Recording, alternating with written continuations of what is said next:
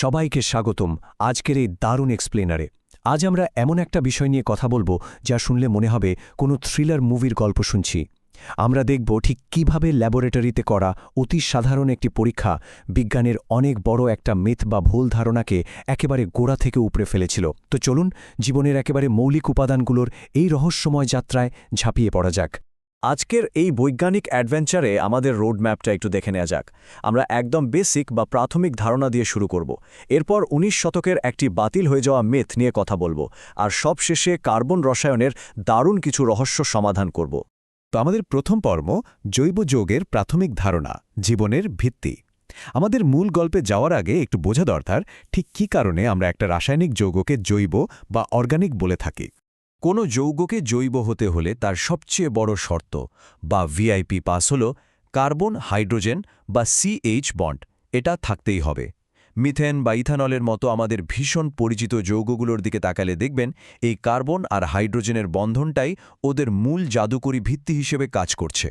আর এই পুরো প্রক্রিয়ায় কার্বন কিন্তু একজন মাস্টার বিল্ডারের মতো কাজ করে, কারণ কার্বনের ঠিক 4টা হাত, মানে 4টি বন্ধন তৈরি করার অসাধারণ ক্ষমতা আছে। এই 4 হাতের ম্যাজিকেই সে অন্য অণুগুলোর সাথে যুক্ত হয়ে বিশাল সব চেইন বা রিং বানায়, যেগুলো দিয়ে আসলে আমাদের খাবার, জীবন বাঁচানো ওষুধ, এমনকি জ্বালানি পর্যন্ত তৈরি হয়। আর খুব ইন্টারেস্টিং ব্যাপার হলো, এই যে জটিল সব কাঠামো, এগুলো কিন্তু কোনো ম্যাজিক গ্লু দিয়ে আটকে থাকে না। এরা মূলত সমযোজী বা কোভ্যালেন্ট বন্ড দিয়ে একসাথে শক্ত হয়ে থাকে। সোজা কথায় এরা নিজেদের মধ্যে ইলেকট্রন শেয়ার করে এই চমৎকার রূপগুলো ধরে রাখে। এবার চলে যাচ্ছি আমাদের দ্বিতীয় পর্বে, ভাইটাল ফোর্স থিওরি বা জীবনী শক্তি তত্ত্ব, ১৯ শতকের একটি বৈজ্ঞানিক বিশ্বাস। বেসিক তো জানা হলো, চলুন এবার টাইম ট্র্যাভেল করে ১৮০০ শতকে ফিরে যাই। সে সময়কার বিজ্ঞানীদের মনে একটা ভীষণ শক্ত বিশ্বাস গেঁথেছিল। বিজ্ঞানী জনস জ্যাকব বার্জেলিয়াস একটা তত্ত্ব দিলেন, আর সবাই সেটা চোখ বন্ধ করে মেনেও নিল। তত্ত্বটা হল জৈব যৌগ তৈরি করার জন্য নাকি একটা রহস্যময় জীবনী শক্তি বা ভাইটাল ফোর্স লাগে, আর সেটা কেবল উদ্ভিদ বা প্রাণীর মতো জীবন্ত দেহের ভেতরেই পাওয়া সম্ভব। মানে ভাবুন তো, তখনকার বাঘা বাঘা বিজ্ঞানীরাও একদম নিশ্চিত ছিলেন যে মানুষ কোনোদিনও একটা প্রাণহীন শীতল ল্যাবরেটরিতে এই যৌগগুলো কৃত্রিমভাবে বানাতে পারবে না।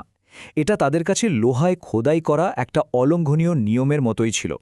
কিন্তু সব গল্পের মতোই এখানেও আছে দারুণ একটা টুইস্ট। আমাদের তৃতীয় পর্ব, উলারের যুগান্তকারী আবিষ্কার, ১৮২৮ সালের সেই প্লট টুইস্ট।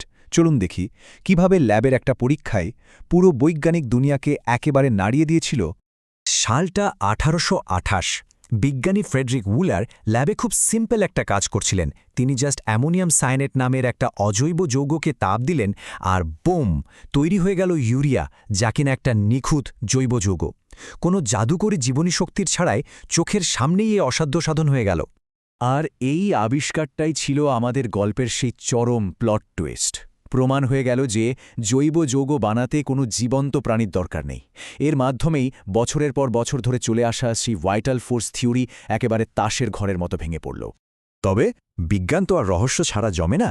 তাই আমাদের চতুর্থ পর্ব, একটি রাসায়নিক রহস্য, অ্যামোনিয়াম সায়ানাইড প্যারাডক্স। জীবনী শক্তি তত্ত্ব তো বাতিল হলো ঠিকই, কিন্তু উলার যে প্রাথমিক উপাদানটা ব্যবহার করেছিলেন সেটা নিয়ে একটা খটকা থেকেই যায়।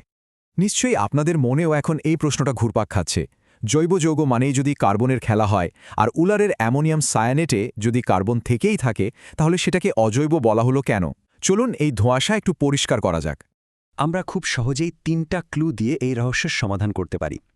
প্রথমত, আমরা আগেই জেনেছি জৈব যৌগের আসল চাবিকাঠি হল সিএইচ বন্ড, যা এতে একদমই নেই। দ্বিতীয়ত, এটা সমযোজী নয়, বরং পুরোপুরি আয়ন দিয়ে তৈরি। আর তৃতীয়ত, এর আচরণ আর গঠন একেবারে সাধারণ অজৈব লবণের মতো। এই তুলনাটা দেখলে ব্যাপারটা জলের মতো পরিষ্কার হয়ে যায়। প্রকৃত জৈব যৌগগুলো সমযোজী এবং সিএইচ বন্ধনযুক্ত হয়। অন্যদিকে কার্বন থাকলেও কিছু ব্যতিক্রমী যৌগ পুরোপুরি আয়ন দিয়ে তৈরি হয় আর লবণের মতো আচরণ করে। তাই শুধু কার্বন থাকলেই কিন্তু কেউ জৈব যৌগের ক্লাবে ঢুকতে পারবে না। তো আজকের এই পুরো এক্সপ্লেনারের মূল টেকওয়েগুলো যদি এক নজরে একটু সামারি করি, সিএইচ বন্ধনই হল জৈব যৌগের আসল পরিচয়। উলারের সেই বিখ্যাত পরীক্ষা জাদুকরী জীবনী শক্তির মিথককে চিরতরে শেষ করে দিয়েছিল। আর কার্বন থাকলেও সিএইচ বন্ড না থাকলে সেটা অজৈবই থেকে যায়, ঠিক যেমনটা অ্যামোনিয়াম সায়ানাইটের ক্ষেত্রে হয়েছিল। আমাদের আজকের আলোচনা একেবারে শেষ পর্যায়ে চলে এসেছে। তবে যাওয়ার আগে একটা দারুণ চিন্তার খোরাক দিয়ে যাই। এই যে আমরা এত এত বৈজ্ঞানিক নিয়মকে ধ্রুব সত্য বলে মেনে নিচ্ছি, কে বলতে পারে হয়তো সঠিক একটা মাত্র পরীক্ষার অভাবেই সেগুলো এখনও টিকে আছে। বিজ্ঞান মানেই তো নিরন্তর কৌতূহল, তাই না? আজকের মতো এখানেই বিদায় নিচ্ছি। বিজ্ঞান নিয়ে এমন আরও চমৎকার বিশ্লেষণে আবার দেখা হবে।